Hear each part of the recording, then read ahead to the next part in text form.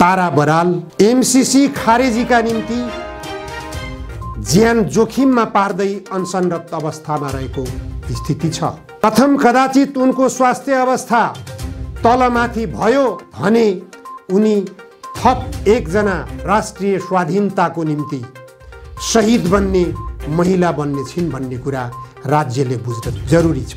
MCC यदि pass गर्छौ भने त्यो एमसीसी पास गरेको देख्नुभन्दा म मर्न तयार छु भनेर एकजना महिला अधिकार कर्मीले वीर अस्पतालबाट हार गुहार गर्दा यो देशका शासकहरूले सुनिरहेका छैनन्। देशलाई आत्मनिर्भर बनाउने सवालमा अनसनरत महिलाले ज्यान गुमाउने अवस्थामा यो देशका शासकहरूले त्यो महिलाको जीवन रक्षातर्फ कुनै ध्यान पुर्याउँदैनन् भने यो देशमा मृत्युवरणको निम्ति अब लामबद्ध हुने बेला आइसकेको छ।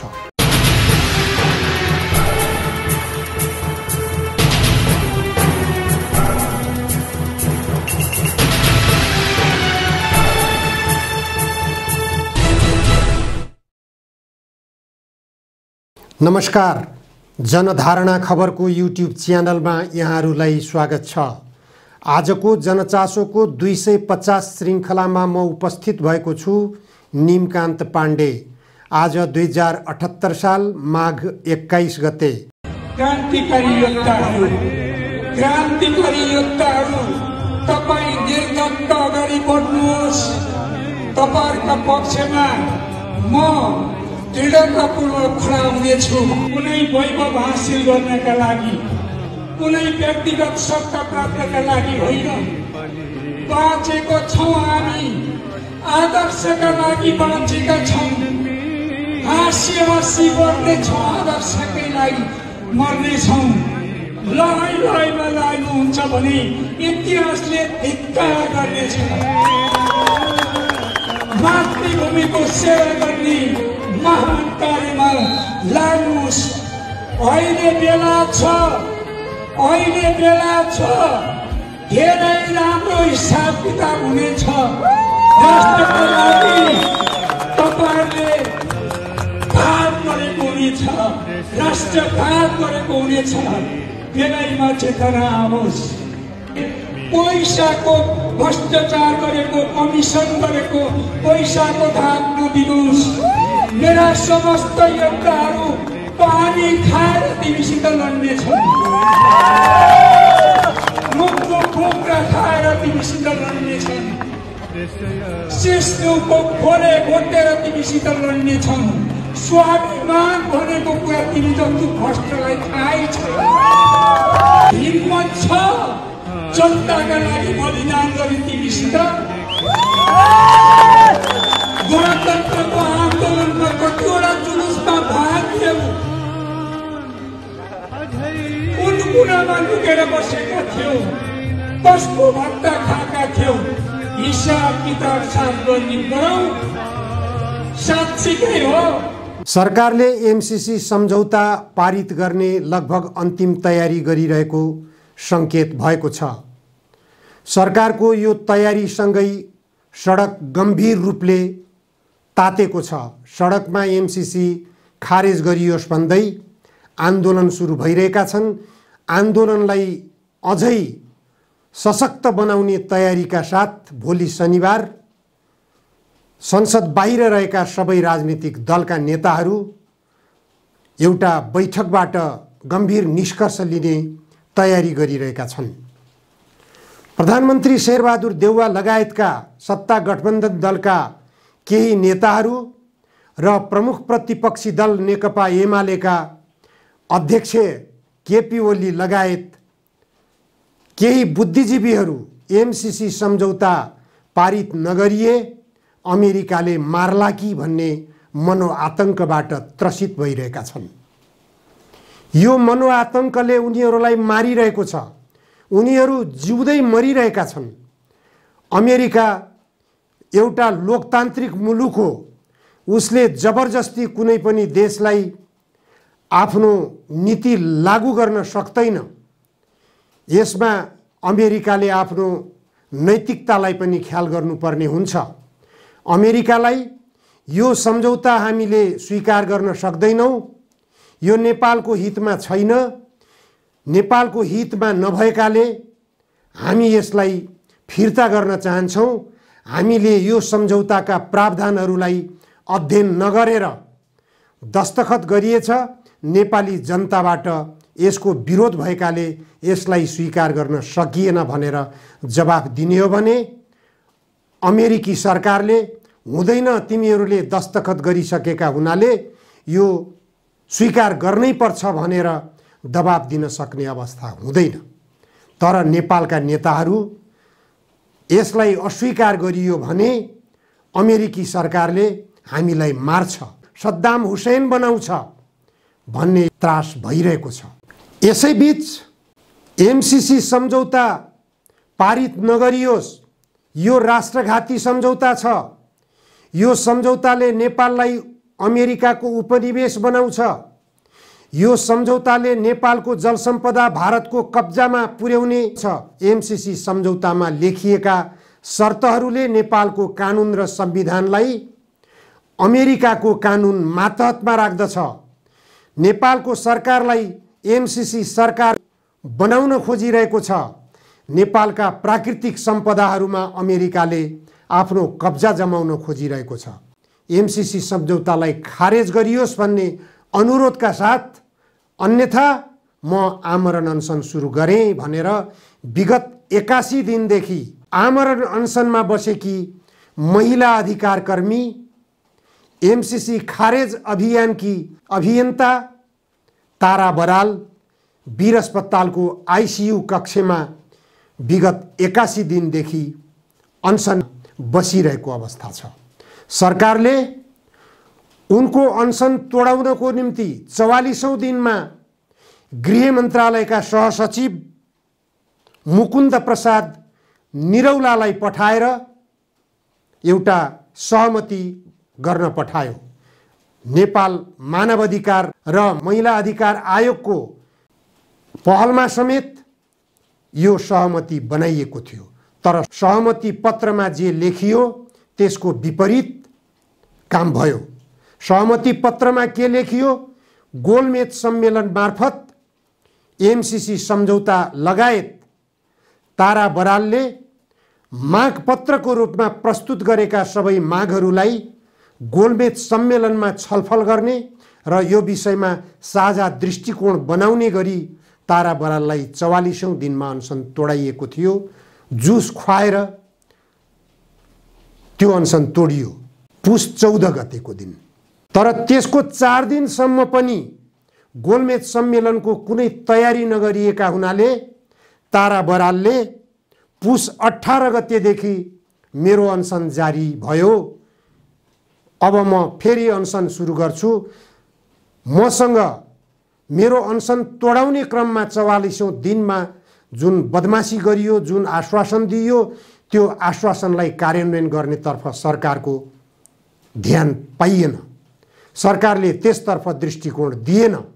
त्यसकारण मैले फेरि मेरा मागहरूलाई निरन्तरता दिँदै आमरण अनसनलाई जारी राखेकी छु भनेर पुस 18 गतेदेखि फेरि सुरु भयो। तारा बरालले स्पष्ट रूपमा उक्त अनसन तोडाउने दिन 44औं दिनमा पुस 14 गतेका दिन अनसन तोडाउने बेला उनले नोट अफ डिसेन्ट लेखेकी छिन्। यदि मागपत्र पुरा भएन भने मैले अनसनलाई निरन्तरता दिनेछु भनेर त्यहाँ नोट अफ डिसेन्ट लेखिएको छ तारा बरालको तर्फबाट। तर सरकारले वास्ता गरेन। हिजो अनसनको 80 दिन पुगेको अवस्थामा तारा बरालले आफ्नो स्वास्थ्यमा गम्भीर नकारात्मक परिणाम देखा पर्न थालेको सङ्केत पाइन्। तारा बरालको शरीर सुन्निएको छ, रक्तचाप घटेको छ, उनको शरीरमा नुन पानी चढाउन नसकिने अवस्था भएको छ। नुन पानी चढाउने अवस्थामा उनको शरीर सुन्निएर नसा नभेटिएको अवस्था छ। त्यसकारण त्यो अवस्थाबाट मलाई मुक्त गर, बरु स्वैच्छिक मृत्युवरण मलाई स्वीकारेछ, यो पीडा मलाई नदेऊ भनेर तारा बरालले अनुरोध गरेकी छिन्। तारा बरालले यो अनुरोध गर्दै वीर अस्पतालको प्रशासनलाई 2 पृष्ठ लामो निवेदन पनि लेखेर दिएको कुरा तारा बरालले जानकारी गराएकी छिन्। तारा बरालले गृह मन्त्रालयलाई पनि फोन गरेर यो कुराको जानकारी गराएकी छिन् कि एमसीसी सम्झौताको विषयमा लगायत अन्य देशमा जुन समस्याहरू छन्, नागरिक अधिकारका समस्याहरू छन्, मैले राखेका मागहरू बारेमा छलफल गराउनको लागि कि त गृह मन्त्रालयले चासो देखाओस्, होइन यदि गृह मन्त्रालयले चासो देखाउँदैन भने मलाई स्वैच्छिक मृत्युवरणको अधिकार दियोस् भनेर हिजो मात्र उनले गृह मन्त्रालयलाई फोन गरेको अडियो रेकर्ड जनधारणा खबरलाई तारा बरालले पठाएकी छिन्। हेलो सर, मेरो कुरा एकछिन सुनिदिनु है, नकाटिकन। म यहाँ वीर हस्पिटलको आइसियूबाट बोल्दैछु। म अनसनबाट, तपाईहरुलाई 3 महिना अगाडिदेखि थाहा छ है। सरकारको दायित्व के हो? मलाई मार्नै खोज्या भए मैले निवेदन पनि गरेको छु, मलाई इन्जेक्सन लाएर मार्दिनु भनेर। तपाईलाई मार्ने कोले भन्यो? 3 महिना हुँदा एउटा मान्छेको सुनवाई नगर्ने सरकारले के हो? कसै सुनवाई भएन? तपाईँ वीर हस्पिटलमा झगडा गर्न खोज्नुभयो कि के भएन भन्नु नि त। गृह मन्त्रालयले के गरिदिनु तपाईँहरूलाई? होइन, यो अनसनको सुनवाई सरकारले ठिक भए जेल हाल्न पनि पाउँछ है। कसले झगडा गरेछ? सरकारले सुन्नु पर्दैन देशमा के हुँदैछ, के भइरहेछ नि? कति के विषय हो तपाईँको? विषय भन्नु न, के विषय हो? म अनसन बसेको आज 81 दिन भयो। यो विषय केही छैन, सबै तपाईहरुकै देशकै लागि गरेछ। मैले मेरो निजी एजेन्डा एउटा केही पनि मागेको छैन। के विषयमा हो? यो एमसीसी नागरिकता विधेयक संहिता विवादित विषयलाई सर्वपक्षीय सम्मेलन अहिले के गर्नु? अनि एमसीसी को विषयमा गृहले के गर्नु पर्यो? तपाईलाई के गर्नु पर्यो भन्नु त? सर्वपक्षीय सम्मेलन राखेर टुङ्ग्याउँ, देश धेरै पेन्डिङमा गयो भन्ने छ कि यस कि नो हुन्छ नि सर, सरकारको दायित्व। यस कि नो हुनको लागि संसदमा छलफलको विषय बनाएको छ। संसद सर्वपक्षीय सम्मेलनबाट टुङ्ग्याउनु पर्यो यत्र विवादित विषयलाई। अहिले तपाईको कुरा ठिक होला, सम्बोधन होला नि त, राज्यले गर्ला नि त सम्बोधन। एमसीसी को विषयमा सम्बोधन होला। अब यो उत्तर त मैले दिन सक्दिनँ नि हजुर, यो राज्यले दिने कुरो हो, प्रधानमन्त्रीले दिने कुरो हो। तपाईँ गृह मन्त्रीको निजी सचिव भएपछि राज्य भनेको कुन देशलाई सोध्ने त मैले? तपाईको प्रश्नै के हो भने मलाई मार्न खोजीबाट सुरु गर्नु हो नि त। होइन भने सक्यो, प्रधानमन्त्रीको कार्यालयमा कुरा गर्दा तपाईको शब्दैबाट के हो भने हामीले कसैलाई मान्छेलाई मार्नको लागि गृह मन्त्रालय बसेका हौँ। सुन्नु त, 80 दिन एउटा मान्छे केही नखाइकन बसेको छ भने त्यसलाई मार्न खोजेको किन ल, त्यति भन्दैन। होइन, तपाईँको बुझाइ त्यो हो भने हाम्रो भन्नु केही पनि छैन। सुन्नु न, गोविन्द केसी बस्दा 5 दिनदेखि काङ्ग्रेस उफ्रिन्थ्यो, त्यो सबै थाहा छ। यो अरू तर्क यो गृह सचिवलाई फोन गर्नु, गृह सचिवलाई मलाई नम्बर दिनु। त्यसैगरी उनले नेपाल मानव अधिकार आयोगका अध्यक्षलाई पनि टेलिफोन गरेर नेपाल मानव अधिकार आयोगले पुरुषहरूको स्वास्थ्य रक्षा मात्र गर्ने हो कि महिलाहरूको पनि नागरिक अधिकारको रक्षा गर्ने हो, यो विषयलाई गम्भीरतापूर्वक हेरियोस् भनेर ध्यानाकर्षण गराएकी छिन्। त्यो अडियो रेकर्ड पनि जनधारणालाई उपलब्ध गराइएको छ। हजुर नमस्कार। नमस्कार हजुर, सिस्टर म्याडम को हुनुहुन्छ? म वीर अस्पतालबाट आमरण अनसनबाट बोल्दैछु। मेरो फोन नकाट्नु है, म अलिकति अध्यक्षज्यूसँग बोल्न पाऊँ? ए हजुर हजुर, भन्नुहोस् न। होइन, म बसेको 80 दिन भयो। तपाईँहरूलाई पुरुष मात्रै मान हुने कि देश बेच्नेहरू मात्रै मान हुने कि धनी मात्रै मान हुने कि के गर्न खोज्नुभयो? मलाई बचाउन प्रयास गर्नुहुन्न भने मलाई देश पेनाल्टी दिएर मारिदिनु न। किन यो के रमिता हेरेको मानव अधिकारले? कसका लागि काम गर्ने हो नेपालको मानव अधिकार? सबैको लागि छ नि दिदी। के गर्नुभयो त मेरा लागि? के हो त? के पैसा मेरो धन सम्पत्ति पुगेन कि मैले राष्ट्रघात गरेँ कि म अपराधी हुँ कि? तपाईँहरूलाई खबर नपुगेको होइन? हजुरको नाम भन्नुहोस् दिदी, हजुरको नाम? मेरो तारा बराल हो। फोन नकाटिदिनु होला, मैले एकछिन सबै कुरा बताउन पाउनुपर्छ। होइन ठिक छ, हामी त अस्ति गएको थियौँ त अनसनमा। अनि मलाई भेट्न आएर के अनसनकर्तालाई भेट्न जाने काम हो मानव अधिकारवादीको कि यो मानव अधिकार दिलाउने पनि काम हो? के समस्या छ तपाईँको दिदी? अब 80 दिन भात नखाई खाना नखाई बसेको मान्छेको समस्या के छ मैले यहाँबाट बताउन सक्छु। कति पटक जानकारी गरौँ? एकपटक लिली थापाहरू 44 दिनको दिन आएर थक्याए। त्यही मानव अधिकारको कार्यालयमा दिनभरि बैठक बस्दाखेरि यो विवादित विषयहरूमा सर्वपक्षीय गोलमेज सम्मेलनबाट टुङ्ग्याउँ भन्दा एक हप्तामा हामी मिति तोकिदिन्छौँ भनेर उहाँहरू बोलेको भिडियो साथी छ। त्यो भिडियो नराखेको भए त पङ्गु बनाउन बस्नु भए रहेछ यो अधिकार कर्मीहरू होइन। भिडियो राखेको छ। राति आएर मलाई म 15 दिन चाहिँ स्यालेरी नलागेर आँखा नदेख्ने बेलामा मलाई त्यो अन्तर्क्रिया गराइदिने भनेर सम्झौता गराइरहेछ। अनि अन्तर्क्रिया जाबो गराउन मलाई मानव अधिकार कर्मी गृह मन्त्रालय चाहिन्छ र देशलाई निकास दिउँ यस्ता ठुला विषयवस्तुबाट जहिले विवाद भयो नेताहरूले काम गरेनन् भनेर बस्ने हो अनसन। नेताहरूले काम नगर्दाका बेला नै चाहिने हो मानव अधिकार कर्मीहरू।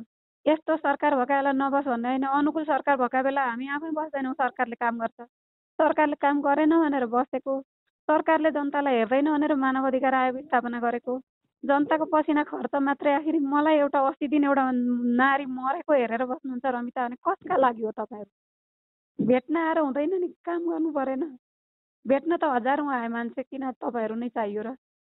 जनताको मानव अधिकार चाहियो भनेर इस्टाब्लिस गरे त संस्था त हो नि दिदी, सही भन्नुभयो। ठिक छ दिदी, भोलि अफिसमा कुरा राख्छु म। आफै सुन्नु किन भोलि मान्छेलाई बाँच्न कति गाह्रो परेको छ। एकपटक आएर उहाँहरूले छक्क्याउँदा छक्किनु पर्थ्यो भन्ने लिली थापाको कुरा पनि त्यो छ, अर्को सचिवको कुरा पनि त्यो छ। छक्क्याएर छक्किने जनता अनि मानव अधिकार र गृह मन्त्रालयले जनता छक्क्याएर हिँड्ने, ढाँटेर हिँड्ने। जसले फोन गरे पनि उहाँले मानेन भन्नुहुन्छ। मसँग उहाँहरू बोले भिडियो रेकर्ड छ, त्यो तपाईँहरूले बुझिदिनुपर्छ। आजसम्म यस्तो अमुक भएर मानव अधिकार आयोग बस्छ भने यो संस्था पाल्नु हामीलाई किन खाँचो छ देशमा? कसका लागि हो त? विदेशीहरू जाति फुटाइदिने, धर्म फुटाइदिने भए अहिलेसम्म नोबेल पुरस्कारको लागि, विभिन्न राहतको लागि युएनहरूमा इयुमा दर्ता गरिसक्यो मानव अधिकारले। देश बचाउँ, देशलाई चाहिँ यस्तो अन्यलबाट बचाउँ र विनाश हुनबाट बचाउँ, विकासतिर लैजाउँ, एउटा निकास दिउँ भन्दाखेरि मेरो गणना नहुने देशमा अपराधी भए दण्ड दिलाइदिनु न, म खुसी हुन्छु, जेल जान्छु के। हो नि दिदी, सही कुरा हो। ठिकै छ, म अफिसमा कुरा राख्छु भोलि। हाम्रो केही लाग्दैन भन्नुहुन्छ भने अफिस बन्द गरेर घरमा बस्नुहोस्, जागिर आएर किन बस्ने है? लाग्नुपर्छ। सरकारले काम गर्दैन भनेर सरकारलाई दबाब दिने, सरकारभन्दा उच्च मानेर स्थापना गरेको यो मानव अधिकार आयोग सरकारको एजेन्ट हुन्छ। सरकारभन्दा तल्लो लेभलमा बस्छ भने किन राखिरहने त? ठिकै छ दिदी, तपाईँको कुरा एकदम सही छ, जायज छ। म अफिसमा यो कुराहरू राख्छु। के भन्नुहुन्छ? फेरि पटक फोन यो उठेन भने, मेरो केही कदम अगाडि बढेन भने म फेरि सार्वजनिक सबै कुरा विद्रोह गरेर मानव अधिकार कर्मीहरू लगायत नाम तोकेर सार्वजनिक विद्रोह गर्छु है म। त्यस्तो अवस्थामा होला दिदी, धैर्य राख्नुहोस्। राख्ने 80 दिन केही नखाइकन एउटा नारी बस्दाखेरि कसैको मानवता नजाग्ने? डाक्टर गोविन्द केसी 5 दिनदेखि बस्दाखेरि 5 दिनदेखि मर्यो मर्यो मर्यो भनेर उफ्रिने तपाईँहरू के भए त? म गरिब भएँ कि, अनपढ भएँ कि, देशलाई घाटा लाएँ कि, महिला भएँ कि के त यो कारण चाहिँ? होइन त्यो कुराहरू होइन। के कुरा छ म बुझ्छु दिदी, मलाई पनि थाहा भएन, म बुझ्छु भोलि। सरकारले पाउनुहुन्न। मानव अधिकार आयोगको पनि अध्यक्षलाई गरेर राखेको यो मेरो फोन छ। सरकारले गरेन भन्नुहुन्छ नि, यो आयोग बन्द होस् होइन? सरकारले नगरेको काम यो आयोगले गर्न सक्नुपर्छ अस्तित्व राख्ने भए है। ठिक छ दिदी, धैर्य राख्नुहोस्। भोलि म कुरा राख्छु अफिसमा। हेर्छु, पर्खिन्छु, पर्सिदेखि विद्रोह गर्छु। त्यसै गरी उनले गृह मन्त्रालयका स्वकीय सचिवलाई फोन गर्न गृह मन्त्रालयको स्वकीय सचिवको मोबाइल नम्बर दिइयो। स्वकीय सचिवलाई पनि तारा बरालले फोन गरेर मलाई गृह सचिवको फोन नम्बर दिनुहोस्, म गृह सचिवसँग र गृहमन्त्रीसँग पनि मेरो बारेमा र मेरा मागपत्रहरूको बारेमा जानकारी गराउन चाहन्छु भन्दा उनको सुनवाई भएन। त्यो अडियो रेकर्ड पनि तारा बरालले जनधारणा खबरलाई उपलब्ध गराएकी छिन्। हेलो हेलो हजुर। हजुर सर, नमस्कार। नमस्ते हजुर। सर, यो गृह मन्त्रालय होइन? यो गृह मन्त्रीको नि छ सर। म यहाँ अब फेरि मेरो बोली सुनेर चाहिँ फोन नकाट्नु है सर। मैले धेरै फोन काट्ने कुरो होइन, भएको कुरो गर्नलाई फोन काट्दिनु म भन्नु होइन। धेरै पटक परिसकेको छ यो। म यहाँ वीर हस्पिटल आइसियूबाट बोल्दैछु सर। म अनसनमा बसे मान्छे हो। हजुर। अब वीर हस्पिटलको आइसियूबाट बोल्दैछु म। भन्नु न भन्नु। म अनसनमा बसे आज 80 दिन भयो। हजुर हजुर। अनि के बराल होइन हजुरको नाम? हो। पत्रिकामा सुने मैले। अनि पत्रिकामा सुनेर थाहा पाइकन गृह मन्त्रालयको के हो काम? त्यो त अब हामीसँग भनेर भएन, मन्त्रीहरू त्यो राजनीति गर्ने कुरो भयो। हामी त कर्मचारीले त्यस्तो विषयमा के बोल्नु पर्यो के भन्नु पर्यो हजुर? मलाई गृह मन्त्री उसको पीहरूको नम्बर दिनु त। ल तपाईँले चाहिँ नरेन्द्र केसी सरको नम्बर दिनुहोस्। निजी सचिव हुन्छ 9855 051 6666। टिप्नुभयो? उसको गृह मन्त्रीको पनि दिनु न। मन्त्रीको मैले दिन सकिनँ हजुर, निजी सचिवको लिन सक्नुहुन्छ। 98 कति रे? 55 051 6666। हिजो त मलाई मार्ने निर्णय गरेछ नि प्रधानमन्त्रीको कार्यालयमा। त्यो थाहा भएन सर मैडम, त्यो कुरो मसँग थाहा हुनु। निजी सचिवसँग सोधौँ उसले मार्न खोज्यो के गर्यो उतै थाहा। यो व्यक्तिको नाम नरेन्द्र केसी सर हुनुहुन्छ है सर? निजी सचिवलाई फोन गरौँ। तारा बरालले आफ्नो रक्तचापमा समस्या देखा परेको, रक्तचाप घट्दै गएको र शरीर सुन्निएको आफ्नो फोटोग्राफी समेत जनधारणा खबरलाई उपलब्ध गराएकी छिन्। तारा बराल एमसीसी खारेजीका निम्ति ज्यान जोखिममा पार्दै अनसनरत अवस्थामा रहेको स्थिति छ। प्रथम कदाचित उनको स्वास्थ्य अवस्था तलमाथि भयो भने उनी थप एकजना राष्ट्रिय स्वाधीनताको निम्ति शहीद बन्ने महिला बन्ने छिन् भन्ने कुरा राज्यले बुझ्न जरुरी छ। अस्ति भर्खर माघ 16 गते राष्ट्रपतिले, उपराष्ट्रपतिले, प्रधानमन्त्रीले र सत्ता गठबन्धन दलका सबै नेताहरू लगायत प्रमुख प्रतिपक्षी दलका नेता समेतले शहीदहरूप्रति श्रद्धाभाव व्यक्त गरेका छन्। शहीदहरूका सपना पूरा गर्ने भनेर प्रतिबद्धता व्यक्त गरेका छन् सबैले। तर के हो शहीदको सपना? राष्ट्रिय स्वाधीनताको मुद्दा शहीदको सपना हो कि होइन? एमसीसी सम्झौताले नेपालको सार्वभौम सत्तालाई खतरामा पुर्याएको छ कि छैन? सार्वभौम सत्ता जोखिममा गइरहेको छ कि छैन? गम्भीरतापूर्वक बुझ्न जरुरी छ। यस्तो राष्ट्रघाती एमसीसी सम्झौता, जुन सम्झौताले नेपालको जलसम्पदामा भारतको अधिकार कायम गर्न खोजिरहेको छ, एमसीसी सम्झौतामा स्पष्ट रूपमा लेखिएको छ नेपालमा जलसम्पदा र सडक सञ्जालको कुनै पनि योजना परियोजना गर्दा भारत सरकारको अनुमति लिनुपर्ने छ। नेपालले नेपालको विकासको निम्ति कुनै पनि योजना तर्जुमा गर्दा छिमेकी देशको अनुमति लिनुपर्ने भएपछि नेपाल सार्वभौम सत्ता सम्पन्न देश भयो। यो हैसियत नेपालले गुमायो कि गुमाएन?